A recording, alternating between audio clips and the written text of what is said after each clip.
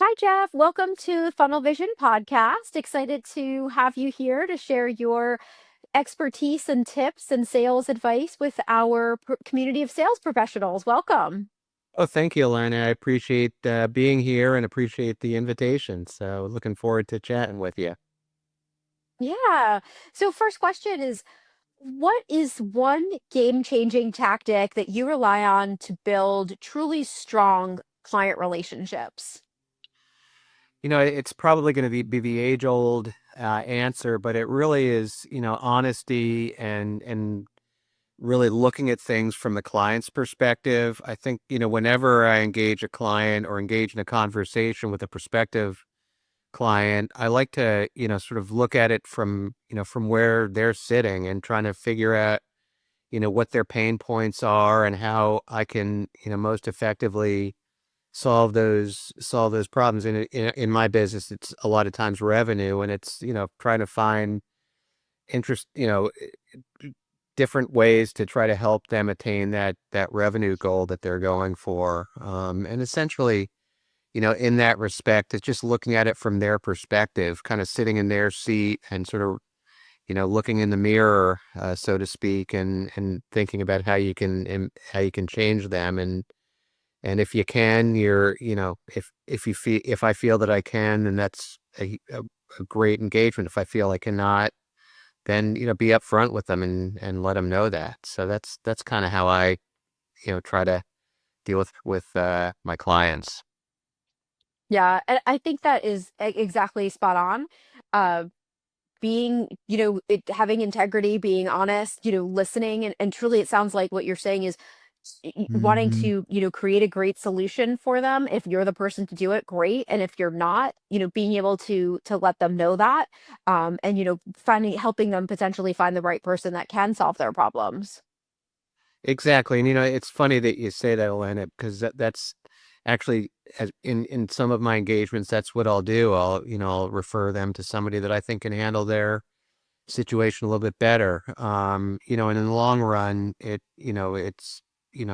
creates strong bonds, beyond. And, I've got a specific client I'm thinking of right now where that is the case. And I'm actually having coffee with him tomorrow, and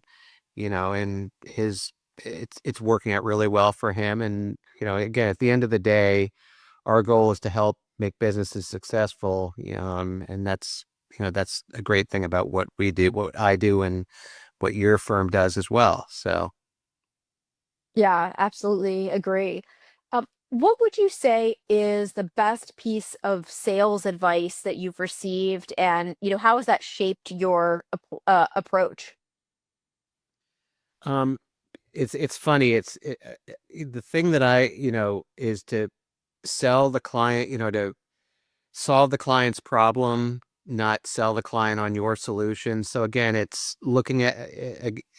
I'm sort of maybe sounding like a broken record, but it's looking at it from the client's perspective and not saying, I've got this. It's a lot of times using my prior experience and taking that and finessing it to what the client's specific problems are, and helping to find a solution that way. So it's not about it's more about solving than selling, if that makes any sense.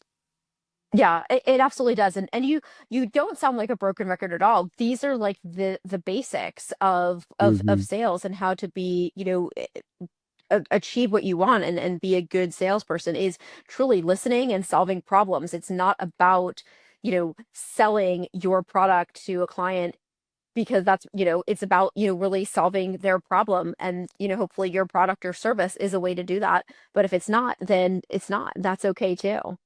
Absolutely. And the other thing too is at this point in my life, I can sort of I think I've got a pretty good sense of clients that really want the help. There's some that sort of are going through the motions, I think, just because they know they have to, and there's nothing wrong with that. But there are some clients that truly want the help, and that gel with my personality and I gel with their personality, and that's where it really becomes less work and more exciting. And those are the clients that I really seek out, are the ones where we have that that bond. And I think that that's another important thing. You've got to look for the right type of engagement, not only for the client's sake, but for your sake, in terms of making, being able to, offer the most to a specific company or individual. Yeah, I absolutely agree with you. Changing topics a little bit, AI is, shaking up the sales world. How do you see it, changing the game and the future of sales, and any advice that you have on that topic? Yeah, I've got a lot of opinions on AI, and it's funny. I was talking to a prospective client in the media business, which is where my background is, and I was presenting some AI tools to him. At about a 14,000 foot viewpoint, and he said to me, and it was a good lesson for me. He said, if you had a year ago, if you had mentioned the word AI or the phrase AI, or I would have jumped all over it. But now I'm getting hit left, right, and center with AI. So you've really got to show me what differentiates your AI product from other AI products. And he was dead right. I mean, everything that anybody's talking about is AI related. And one of the cool things that we have is a specific AI tool that we can customize and use for clients. Now, how does that relate to the question that you asked, relate to sales? Is it can make the people, the salesperson, and the sales management much more smarter, or much smarter, much more nimble, and much more interactive. And so it can take a lot of time away from the prospecting, from the communication. But the one thing that it doesn't take away is the human touch and the human element. And, I've heard from people who are a lot smarter than I am on AI, who say that, AI is a tool, it's not a solution. And I think that's really how we in sales have to look at AI as something that's going to make our lives probably a lot easier, but it does not eliminate the fact that, you've got to do the work. Yeah, I absolutely agree. It could all of the things like the AI tools that we have, and that we use too at Talent Harbor are for, making it being able to be a little bit more productive, right? Yeah. Like helping us do a little bit of research, helping us find, prospects and their information and where they are and all of those things, and kind of maybe automating some of our processes. Uh-huh. But, in my business and in yours is it's there's the human element. You can't get rid of that. Abs- And, having like interviews and relationships, and that's in the on the recruiting side, on the sales side, no matter what, that is not something that AI can do, but it is helpful for, recording video of course. conversations and and having video notes and kind of transcripts of interviews that we can digest and make sure, see if one candidate is better than another based on their interviews and things like that. But there's still that human element of interaction. It's great for the data part. But Absolutely. you can't replace a human in having those interactions. And you can't, and even, one of our AI products offers a cadence. So when you communicate with a client and you put that client into your CRM, it'll automatically send a welcome email to that client. Well, that the welcome email needs to be crafted in the voice of the person who's sending it. Otherwise, it is AI, and it's spam for all intents and purposes. And then that can turn a real positive in terms of creating a more streamlined solution into a real negative by creating, just a robotic response or a disingenuous response, which people pick up on, as you know. I Yeah. do, I'm sure you do as well. And so, yeah, the human element is super important. It's as I said, AI is a tool, not a solution. So Yeah, yeah, absolutely agree with you. Uh, what do you think is something that a salesperson should stop doing in order to become more successful? stop talking and start listening. I mean, I've had sort of a funny story. I can remember a long time ago, I was on a sales call with this guy who's my at the time he was my boss, and he you know, I was really nervous, and but I did a ton of listening. I asked just, very few questions, and he said and at the end of it, and we got the business, which was nice. And at the end of it, he said, "You did a great job there. You were on top of it." And I was like, I didn't really, I just listened to the client, and just sort of reacted to the client, and that's, that was it. So I think, again, the biggest piece of advice is listen, because I think a lot of salespeople, what they'll do is they'll get into a situation, they'll think, this is the one shot I have here, and I'm just gonna spew out everything that I have to say. But it's not about you, it's about the client. And if you can listen to the client, and then, as I said, probably at the beginning of this, relate a story that, is relevant to the client, then that's interesting. But you've got to get the information, and the client, and most people love to talk about their businesses, their successes, what they've done and how they've gotten there. And frankly, again, this is a sort of a sidebar, but I love reading autobiographies, because I love reading about people. And that's the cool thing about sales. Every day I'm in a different autobiography every time I meet with a new person. So, that's my one big piece of advice. Just listen. Yeah, I absolutely agree. And it sounds simple, but it is absolutely a skill that you need to learn and hone over time as a Absolutely. salesperson. It sounds like, oh yeah, I could do that, but really does take like practice and skill to not, just continue to speak when you think like you have all the answers, like really learning what their problems are and then creating responses that are thoughtful and make sense to solve their problems and not just giving your kind of whole thing Absolutely. on your product without understanding where their problems are first. It's a skill. It needs to be learned and practiced. Yep. And I'm sure it's the same in recruiting as well. I mean, you've got to, you do a lot of listening, and you can learn a Yes. lot from that interaction, a lot more than you can from when you talk. So 1,000%, absolutely. And even let's kind of move it over to recruiting. Recruiting sale and finding top tier sales talent is difficult. We find great talent is, people that are working, people that are, currently hitting their numbers, and those people are hard to find. Do you have any advice or tips for finding, and spotting rock star sales talent? Yeah, I think a lot of it is, talk to people is, referrals are huge. I think using recruiters like you all, I think, are super important. Again, it is a huge time commitment, and it's a worthwhile time spend, because, when you hire, that's somebody who ostensibly is going to be with you for a long time, and hopefully with you a long time. So you've really got to take your time. Don't jump, and I've done it before.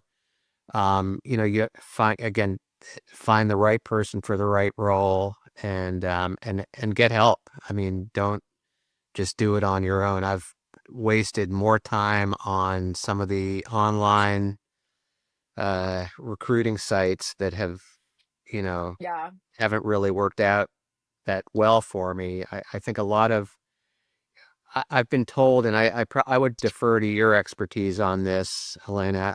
But I've been told that, a lot of times it's the passive job seeker that you look for more than the active job seeker. But then, there are all sorts of different scenarios. But I think, a good um a good referral is worth its weight in gold. Yeah, I absolutely agree with you. And of course, I agree with you on your point that recruiters are are valuable and can be a huge resource in the process. But really, when we're working with new clients, also like we're always telling them, yes, of course, we're going to help you as a recruiter through this process. But have you asked your employees for referrals of people Hmm. that they know? Or, are there people within your network that you know or Hmm. that you've met at trade shows and things like that? Or, competitors that you have good relationships with that may, make a referral? It's like those are solid gold, Yeah. in finding great people. And then if all of those areas are tapped, yes, then you need a recruiter, somebody to help you, somebody to go after those passive candidates that are, hitting their goals and not, not currently on the market. But before doing that, look to your network and your employees. If Yeah. there's somebody that's doing well on your team, like, and, ask your employees, because generally they will refer people who already match the company culture, and they want to also refer people that are going to be successful.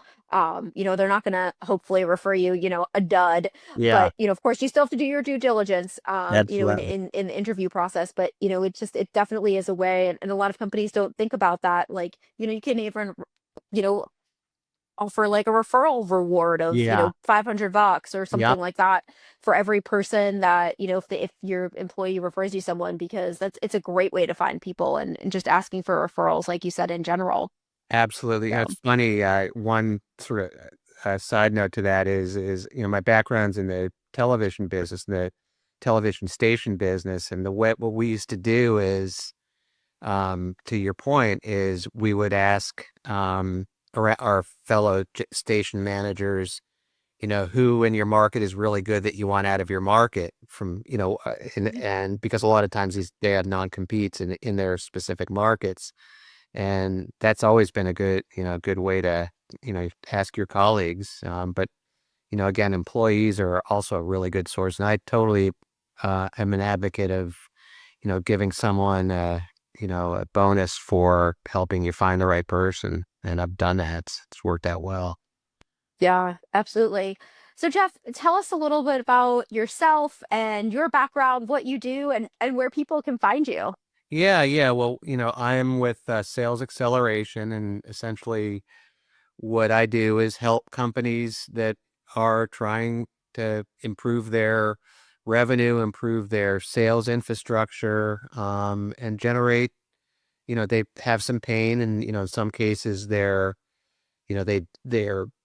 owner or CEO is running sales, and in that case they bring me in as a fractional VP of sales. And my goal is just, as a lot of what we talked about today is to help, find the right clients and help them grow revenue to a significant uh, stage. And, it can be, for the purposes of ultimately wanting to sell their companies, which is what we see, or just, making their companies more robust. And, with sales acceleration, we have a lot of tools.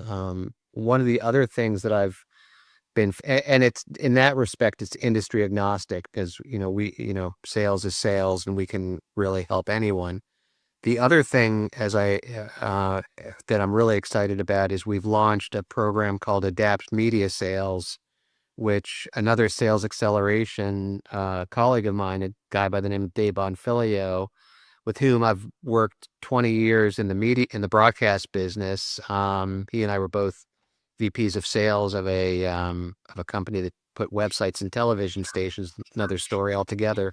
But he and I have essentially taken all of the assets and all of the great things that sales acceleration does, and we've morphed it into something specifically for local media companies, smaller local media companies, local television stations, radio and print.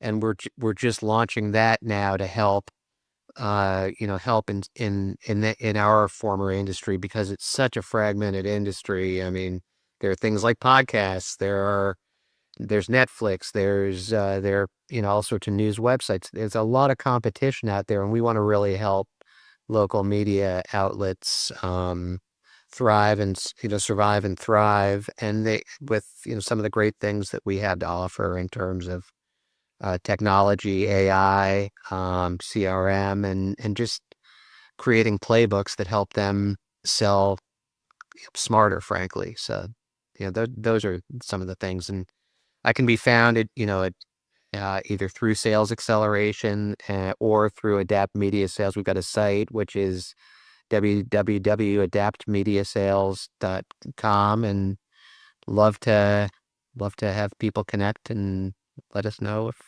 we can help them out. Well, thank you, Jeff. That's amazing. I love that. And yeah, I appreciate your time today, and all your great advice, and look forward to keeping in touch. Thank you. I appreciate it as well, and thank you for having me. And I really enjoyed it. You made it very welcoming, and appreciate it very much. So thank you.